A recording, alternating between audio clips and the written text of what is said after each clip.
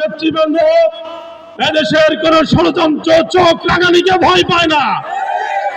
বাংলাদেশের কোন ষড়যন্ত্র, কোন সন্ত্রাসী বাহিনীর হুঙ্কারে জামাত ইসলামের একজন কর্মীও ভয় পাবে না ইনশাআল্লাহ।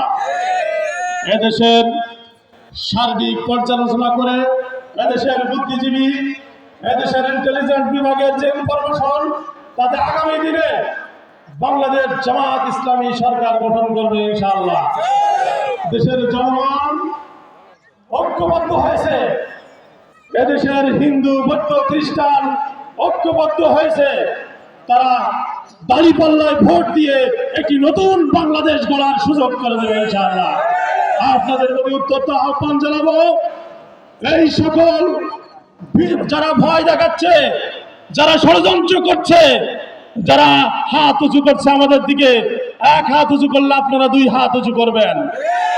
এই উদ্যত আহ্বান জানিয়ে এখানে আমার কথা শেষ করছি। আপনাকে ধন্যবাদ। আসসালামু আলাইকুম ওয়া রাহমাতুল্লাহ।